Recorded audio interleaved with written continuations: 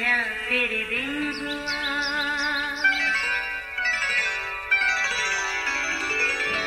नया फिर दिन हुआ, पुरानी रात का करे सो शुक्र हम खुदा की जात का, खुदा की जात का नया फिर दिन हुआ।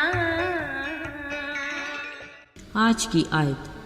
अब मैं नबूकतनज़र आसमान के बादशाह की सताइश और तकरीम व ताज़ीम करता हूँ, जो अपने सब कामों में रास्त और अपनी सब राहों में आदिल है, और जो मगरूरी में चलते हैं उनको जलील कर सकता है।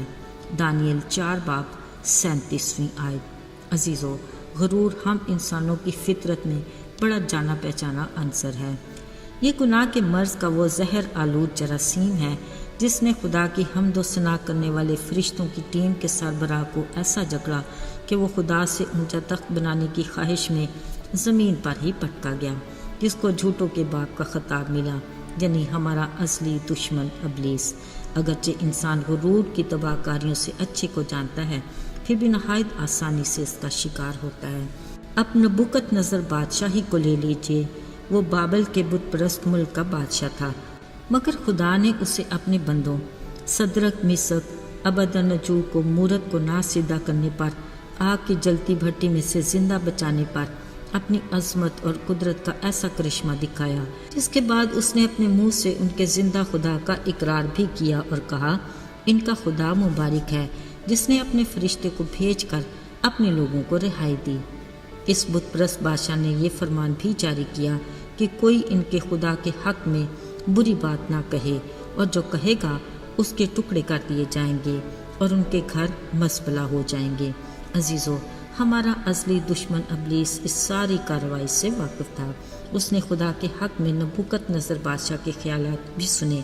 अब इब्लीस का टारगेट सिर्फ बादशाह था।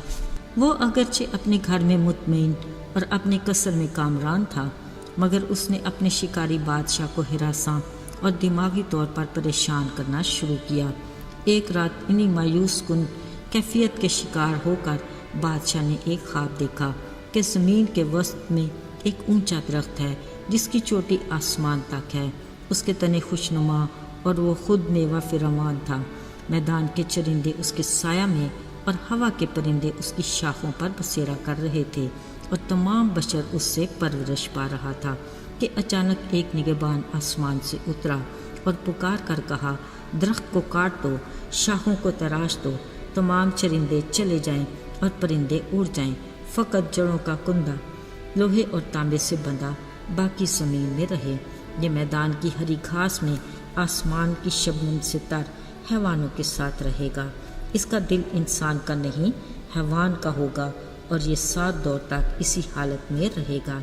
ये सब इसलिए है कि हर जी हयात पहचान लें कि हक ताला आदमियों की ममलिकत में हुक्मरानी करता है और जिसको चाहता है उसे देता है।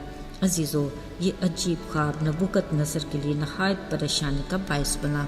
जब उसने अपना ये ख्वाब दानियल नबी को बताया तो वो खुद भी एक साथ तक सरासीमा रहा। फिर भी उसने बादशाह को तसल्ली दी और कहा, आए बादशाह, ये बड़ा और मजबूत दरख्त तो खुद है। तेरी बुजुर्गी आसमान तक पहुंची और तेरी सल्तनत ज़मीन की इंतहा तक, और अपने ख्वाब के मुताबिक तू बैल की तरह घास खाएगा और आसमान की शबनम से तर होगा, और इसी हालत में तुझ पर 7 दौर गुजर जाएंगे, मगर तेरी जड़ों का कुंदा ज़मीन में रहेगा। मतलब खुदा तुझे उस वक्त दोबारा बहाल करेगा जब तू जान जाएगा कि हक ताला इंसानों की ममलिकत में हुक्मरानी करता है और जिसे चाहता है उसे देता है। दानियल नबी ने यह भी सलाह दी कि तू अपनी खताओं को सदाकत से और अपनी बदकिरदारी को मस्कीनों पर रहम करने से दूर रख, मुमकिन है तुझे इत्मीनान हासिल हो। अजीज़ों, बादशाह के इस ख्वाब को 1 साल तो गुजर गया। एक दिन बादशाह अपने महल में टहल रहा था कि अचानक बादशाह के दिल में गुरूर समाया। कहने लगा, ये वो बाबले आज़म है जिसको मैंने अपनी तवानाई की कुदरत से बनाया। ये दारुल सल्तनत मेरे जाओ जलाल का नमूना ही तो है। अजीज़ों, जैसे ही गुरूर दिल और दिमाग में समाया, खुदा ने उसे इंसानों के बीच से धकेल कर मैदानों में हैवानों के साथ डाल दिया اور اس پر وہ سارا جو اس نے خواب میں دیکھا تھا پورا ہوا۔ کلام مقدس کے مطابق 7 دور گزرنے کے بعد اس نے آسمان کی طرف نگاہ کی، اپنی خطاؤں بدکاریوں کو مان کر خدا تعالیٰ کا شکر ادا کیا اور حمد و ثنا کی، اور خدا نے اسے آسمان سے نگاہ کر کے اس کی سنی اور اسے اس کی سلطنت میں پھر بحال کیا۔ اس نے اس بات کا اقرار کیا کہ آسمان کا خدا اپنے سب کاموں میں راست اور اپنی سب راہوں میں عادل ہے، اور جو مغروری میں چلتے ہیں ان کو ذلیل بھی کر سکتا ہے۔ عزیزو، بائبل مقدس کا سچا اور سبق آموز واقعہ غرور کے ایک جراثیم نے اتنی بڑی سلطنت کے عظیم بادشاہ کو ایک پل میں انسان سے حیوان بنا دیا۔ اس سے ہمیں یہ بات اچھے سے جان لینی چاہیے کہ خدا کو غرور کرنے والے سے نفرت ہی نہیں بلکہ کرائیت ہے، اتنی کہ وہ خود مغرور کے مقابلے میں کھڑا ہو جاتا ہے۔ ذرا سوچئے، زندہ خدا کے ہاتھ میں پڑنا کس قدر ہولناک بات ہے۔ عزیزو، گھبرائیے نہیں، آئیے کلام کے آئینے میں خود کو پرکھیں اور اس کی رہنمائی میں اپنی اصلاح کریں۔ دھیان رہے، اگر ذرا سی بھی ہماری آنکھیں اپنی جگہ سے اوپر ہمارے ماتھے پر دکھائی دیں تو ہم اسی لمحے خدا سے التجا کریں کہ ہمارے غرور کے بت کو اپنے نام کی قدرت سے توڑ اور ہمیں حلیم اور خاکسار بنا، تاکہ ہم تیرے منصور نظر ٹھہریں۔ آئیے دعا کریں۔ اے خدا، ہم دل کی گہرائیوں سے شکر گزار ہیں کہ تجھ جیسا خدا ہمارا شفیق باپ ہے، جو اپنے بچوں کی غلطیوں کو درگزر کرتا اور خطاؤں کو معاف کرتا ہے۔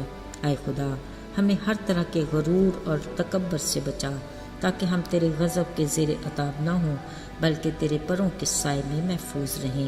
ہماری مدد فرما، اور ہمیں ہر پل تیری ہی ضرورت ہے۔